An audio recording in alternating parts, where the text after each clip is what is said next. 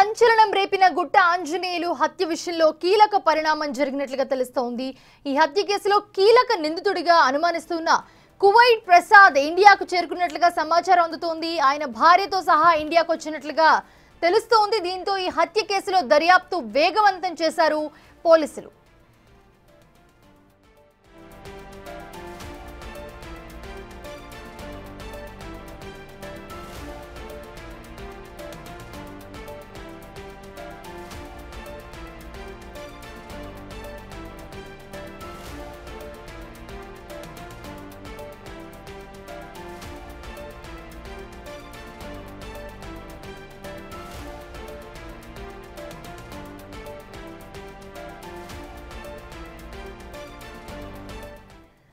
కడప నుంచి మధు అందిస్తారు మరిన్ని అప్డేట్స్. మధు, చూస్తూ ఉన్నాము కువైట్ ప్రసాద్ ఈ పేరు ఇప్పుడు సోషల్ మీడియాలో ఎక్కడ చూసిన ఇదే పేరు వినిపిస్తోంది. సో ఏంటి ప్రసాద్ అలాగే ఆయన భార్య ఇద్దరు కూడా ఇండియాకు వచ్చినట్లుగా సమాచారం ఉంది. వాళ్ళు నిజంగానే ఇండియాకు వచ్చారా? పోలీసులు ఏం చెప్తున్నారు? అయితే మౌనిష, అన్నమయ్య జిల్లా ఓబులవారిపల్లిలో జరిగిన ఘటన పైన పోలీసులు అయితే స్పందించడానికి రెడీగా ఉన్నారు. మనం ఇప్పుడు ప్రజెంట్ ఏదైతే ఓబులవారిపల్లికి సంబంధించి ఆ అన్నమయ్య జిల్లా రాజంపేట డిఎస్పీ కార్యాలయం సమీపంలో ఉన్నామో, అయితే ఏదైతే ఈ ప్రసాద్ ఏదైతే అభియోగాలు చేస్తున్నారో అసలు పోలీసులు స్పందించలేదు.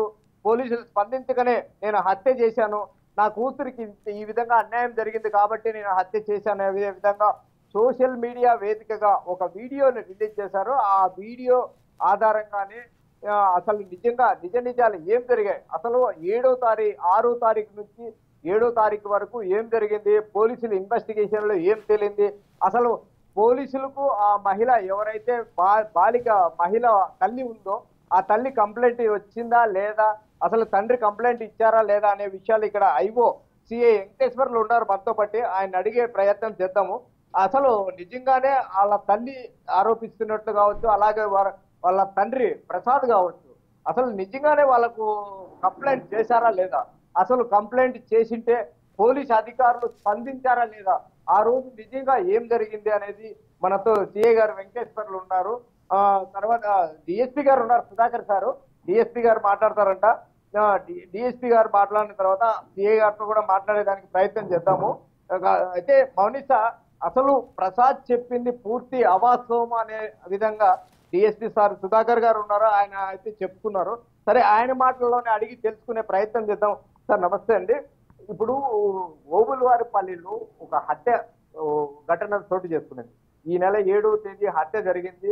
ఆ హత్యకు సంబంధించిన ప్రసాద్ అనే ఒక కూతురికి 12 సంవత్సరాల అమ్మాయిని బలాత్కారం చేశారు ఒక వ్యక్తి. మాకు ఆ వ్యక్తి పైన కేసు నమోదు చేసి మాకు న్యాయం చేయండి అనే విధంగా ప్రసాద్ కావచ్చు, ప్రసాద్ భార్య కావచ్చు, వీళ్ళిద్దరూ కంప్లైంట్ చేసినప్పటికీ కూడా మీ పోలీసులు స్పందించలేదనేది ఆరోపణలు ఎక్కువ శాతం ప్రసాద్ చేస్తున్నారు. నిజంగానే ఆ రోజు వాళ్ళు వచ్చి పోలీస్ స్టేషన్కి వచ్చి కంప్లైంట్ చేశారంటారా? వాస్తవం, అది అసత్యమైన ఆరోపణలు. అసలు ఈ చంద్రకళ ఆంజనేయ ప్రసాద్ అనే వాళ్ళిద్దరు కూడా కోవిడ్లో ఉన్నారు. చంద్రకళ మరియు ఆంజన్ ప్రసాద్ అనే ఇద్దరు కూడా భార్య భర్తలు వాళ్ళు కోవిడ్లో ఉన్నారు గత 5 సంవత్సరాలుగా. వాళ్ళ కుమార్తె మన ఈ ఆంజనేయ ప్రసాద్ వాళ్ళ మరదలు లక్ష్మీదేవి అని ఓబులవారిపల్లిలో అర్జునవాడలో ఉంటారు. వాళ్ళ దగ్గర కొంతకాలం పాటు పెట్టారు, ఎందుకంటే తల్లిదండ్రులు ఇద్దరు కూడా కోవిడ్లో ఉన్నారు కాబట్టి పనిచేసుకుంటారు. ఈ నేపథ్యంలో ఏమైంది, 21/11 గత నెల ఉదయం 9:30 ఆ ప్రాంతంలో ఓబులవారిపల్లి పోలీస్ స్టేషన్కి వచ్చి ఈమె ఆంజనేయ ప్రసాద్ వాళ్ళ భార్య చంద్రకళ వచ్చి, మా సిస్టర్కి నాకు మధ్య కొంత మనస్పర్ధాలు ఉన్నాయి, నా కుమార్తెను ఇంటికాడ పెట్టున్నాము మేము, అయితే మేము మా కుమార్తె తీసుకెళ్ళిపోతాం కొన్ని కారణాల వల్ల, లేదంటే తిరుపతిలో ఉన్న హాస్టల్లో పెడతాము, ఈ హాస్టల్లో పెట్టినప్పుడు వీళ్ళెవరు కూడా వచ్చి అటు చూడకూడదు, అలాగే చెప్పండి సార్ అని ఎస్ఐ గారితో చెప్పినాను. ఏమో విషయం అంటే నేను చెప్పలేదు, బాబుకి ఇట్లా లైంగిక వేధింపులు జరిగినాయని కానీ ఏమైనా కానీ. లైంగిక వేధింపులు ఇప్పుడు ఆయన చెప్పే ప్రకారం అయితే వాళ్ళ యొక్క మన ఆంజనేయ ప్రసాద్ వాళ్ళ వరదలో మామ ముసలాయన 59 ఏళ్ళు ఉంటుంది, ఆంజనేయ పేరు కూడా, ఆయన లైంగిక వేధింపులు చేసినాడు అని ఆరోపణ చేస్తున్నారు. ఆ విషయాన్ని మా ఓబులవారిపల్లి ఎస్ఐ గారికి చెప్పుకుంటే మాకు స్పష్టమైన ఆదేశాలు ఉన్నాయి. మా ఉన్నతాధికారుల దగ్గర అయితేనేమి, ప్రభుత్వం అయితేనేమి, మహిళలకు కానీ లేదంటే బాలికలు కానీ ఎవరైనా చిన్నపిల్లలకు కానీ ఏదైనా లైంగిక వేధింపులు జరిగితే ఇమీడియట్ యాక్షన్ తీసుకోమని మాకు స్పష్టమైన ఆదేశాలు ఉన్నాయి. మేము అదేవిధంగా చేస్తున్నాం. అయితే మాకు ఇలాంటి లైంగిక వేధింపులు ఆయన పైన ఉందని చెప్పకుండా కుటుంబ కలహాలు ఉన్నాయి మాకు చెప్పి భయపెట్టొచ్చాను సార్ అని చెప్తే, సరే మా నీ కూతురుని తీసుకుపోయడానికి ఏం ఇబ్బంది లేదు కదా అని చెప్పి పిలిపించడం జరిగింది. ఒక హాఫ్ అన్ అవర్లోనే మంగళపేట నుంచి పిలిపించి వాళ్ళని కూడా వాళ్ళ షాప్లో తీసుకెళ్తారంట, మీకేం ఇబ్బంది లేదు కదా అని చెప్పి వాళ్ళకి అడ్జస్ట్ చేసి పంపడం జరిగింది. అయితే ఈ ఆంజనేయ ప్రసాద్ ఆ తర్వాత ఏం జరిగింది, 7/12/2024 తేదీన అంటే ఈ నెల మనకు 7వ తేదీన మాకు 9:30కి రిపోర్ట్ వచ్చింది. ఇట్లా ఈ ఆంజనేయులు ఇంటి ముందర పడుకున్నప్పుడు ఎవరో దుండగులు ఇక అమ్ము అనే వ్యక్తులు వచ్చి అతన్ని రాడ్డులతో తలపైన పాల్గొని చంపినారు.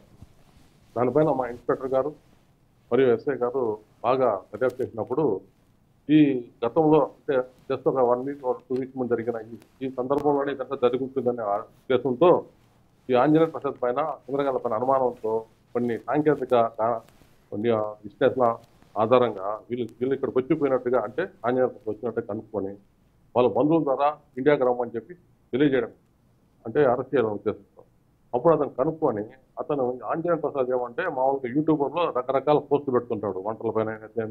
అతను యూట్యూబర్లో చాలా రకాల పోస్టులు పెడుతుంటాడు. ఆ ఉద్దేశంతో అత్యుత్సాహం చూపించి ఇలా చంపడం వల్ల బాగా సెన్సేషన్ అవ్వచ్చని చంపినాడు తప్పితే ఇక్కడ మా పోలీసు వల్ల కానీ వాళ్ళ నిర్లక్ష్యం వల్ల ఆయన ఇక్కడ చంపింది కాదు. ఒకవేళ ఆ ఉద్దేశంతో అక్కడ వచ్చినప్పుడు కోయిట్ నుంచి దాదాపు ఇండియాకి వచ్చాడు. పక్కనే ఇక్కడ కోడూరులో కానీ రాజంపేటలో కానీ, కోడూరులో సిఏ గారు ఉన్నారు, రాజంపేటలో నేను ఉన్నాను. ఇక్కడ ప్రజలందరూ కూడా ఏదన్నా ఎస్ఐ కానీ సరిగ్గా స్పందించకపోతే సిఏ గారి దగ్గర కానీ లేదంటే డీసీ వస్తారు. ఇప్పుడు అలాంటి వాళ్ళ అమ్మాయికి లైంగిక వేధింపులు జరుగుంటే వెంటనే సిఏ గారి దగ్గర చెప్పొచ్చు. ఆయన ఏం చేసింది, 21 తేదీ పోలీస్ స్టేషన్కి వచ్చిన తర్వాత 22వ తేదీ వెళ్ళిపోయింది కోయిట్కి. వెళ్ళిపోయిన తర్వాత భర్త చెప్పింది, భర్తకు ఎలా చెప్పి ఆయన చెప్పుండొచ్చు బహుశా ఈ లాంగ్వేజ్ వేధింపు. అతను వచ్చి ఇండియాలో రాజంపేటలోనూ నన్నన్నా సంప్రదించవచ్చు ఒకవేళ ఎస్ఐ కానీ నిర్లక్ష్యంగా ఉంటే. సిఐ గారినన్నా వెంకటేశ్వరుని విచారించవచ్చు, చెప్పుండొచ్చు. నేను తప్పనిసరిగా యాక్షన్ తీసుకునేవాళ్ళం. అయితే సార్ ఇక్కడ 5వ తేదీ కావచ్చు 6వ తేదీ కావచ్చు, ఎవరైతే బాలిక 12 సంవత్సరాల బాలిక మైనర్ బాలిక ఉందో ఆ బాలిక తల్లి కోవిడ్ దేశం నుంచి ఇండియాకి రావడం, ఇండియా నుంచి ఈ మీ ఓబులవారిపల్లికి చేరుకొని అక్కడ అనంతరం ఆ బాలిక ఏదైతే బాధితురాలు ఉందో అమ్మాయి కన్నీరు మొన్నీరుతో వాళ్ళ అమ్మగారికి నన్ను ఈ విధంగా శారీరకంగా వాడుకునేదానికి ప్రయత్నం చేశారు, నా నోరు అదిమారు, అలాగే నన్ను ఎక్కడ తగలరాని చోటు కూడా తగిలారు, నాకు పెయిన్ వచ్చే విధంగా నన్ను నరక యాతన పెట్టాడని చెప్పి బోరున ఏడుస్తూ విలపించినట్టు ఒక సమాచారం ఉంది. అయితే వాస్తవంగానే ఈ విషయాలు పోలీస్ స్టేషన్ లో చెప్పలేదా? ఇప్పుడు అదే నేను చెప్తున్నాను. రీసెంట్ గా ఎల్ఆర్పల్లిలో కూడా ఒక చిన్న బాలిక 11 ఏళ్ళ అమ్మాయికి గురుకుల పాఠశాలలో కొంచెం లౌకిక వేధింపు జరిగిందంటే కన్సర్న్ ప్రిన్సిపాల్ని వాళ్ళ పర్సన్ ఇద్దరిని అరెస్ట్ చేసినాము. వీళ్ళు ఈ రోజు వరకు కూడా రిమాండ్ ఉన్నారు. మా అధికారులు అయినా కానీ ఏమైనా కానీ ఎంతైనా స్పందించినాం. ఏదన్నా బాలికకి ఏదన్నా లౌకిక వేధింపులు కానీ ఏదైనా జరిగినప్పుడు ఇమీడియట్గా స్పందిస్తాం. అక్కడ ఎస్ఐ గారికి తీసుకోవాలా.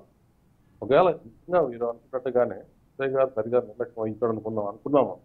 కోవిడ్ నుంచి వచ్చిన అతను సిఐ గారికి చెప్పొచ్చు, నాకు డీసీ గారికి చెప్పొచ్చు కదా. మేము డెఫినెట్గా స్పందించేవాళ్ళం గట్టిగా. అతను మద్దతు చేయాల్సిన అవసరం లేదు. అయితే ఇతని జీవితము సోప్ పోస్టులు పెట్టే అలవాటు, రకరకాల సెన్సేషన్ సృష్టించాలనే ఉద్దేశంతో దీన్ని చేసినాడు తప్పితే. అయితే సార్ ఇక్కడ ఇంకొక చిన్న విషయము, ఈ కొద్దిసేపటి కిందమే ఒక ఆడియో రిలీజ్ అయింది, ఒక ఆడియో మీడియాకు రిలీజ్ అయింది.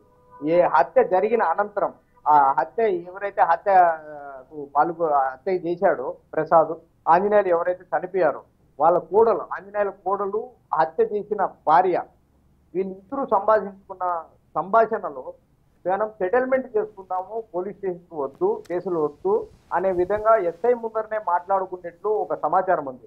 ఇలా ఈ విధంగా సెటిల్మెంట్లు చేసుకుంటే ఇంత ఒక మైనర్ బాలిక పైన హత్యాయత్నం జరిగినప్పటికీ ఒక పోలీస్ స్టేషన్కి వచ్చినప్పుడు దాన్ని ఎందుకు మీరు కేసు కట్టలేకపోయారు, అసలు ఎందుకు కంప్లైంట్ తీసుకోలేకపోయారు, అసలు తీసుకోకుండా పోవడానికి కారణం ఏంటి? మీరు చెప్పే విషయం అయితే మా దృష్టికి రాలేదు.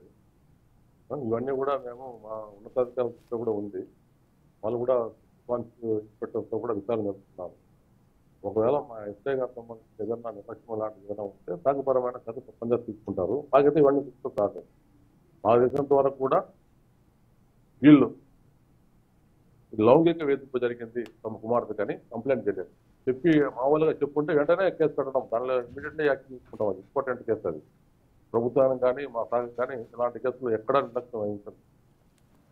అయితే ఇక్కడ వాళ్ళ వాళ్ళ ఆరోపణలు కూడా అదే సార్. ఇప్పుడు ఇప్పుడు ఏదైతే నేను చెప్తున్నాను ఆడియో రిలీజ్ అయిందో ఆ ఆడియోలో స్పష్టంగా ఉంది, ఎవరైతే మన హతుడు భార్య ఉందో, హత్య జరిగిన ఆంజనేయులు ఉన్నారో వాళ్ళ ఇద్దరు కోడలు, ఆ ఆంజనేయులు కోడలు కావచ్చు, ప్రసాద్ భార్య కావచ్చు, ఇద్దరు సంభాషించుకుంటున్నారు.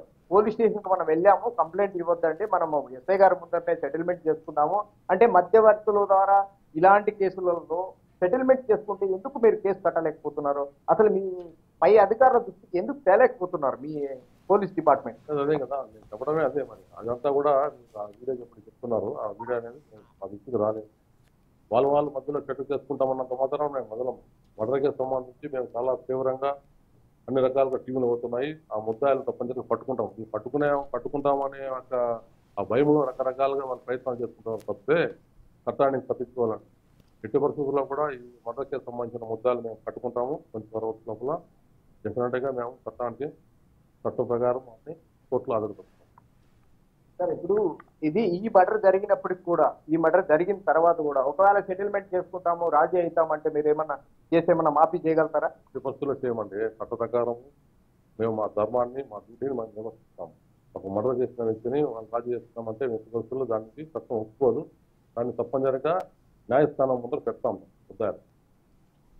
చూసాం కదండి మనం. ఇప్పుడు డిఎస్పీ రాజంపేట డిఎస్పీ గారు అయితే ఈ కేసు విషయం అయితే చాలా సీరియస్ గా తీసుకున్నాము. మాకు ఆ తల్లి అయితే ఎటువంటి ఆ కంప్లైంట్ ఇవ్వలేదు, ఎటువంటి మాకు ఫిర్యాదు రాలేదు. ఫిర్యాదు రానప్పటికీ కూడా మా మీద కేవలం అభియోగాలు మాత్రమే మోపుతున్నారు అనే విధంగా చెప్తున్నారు. రైట్.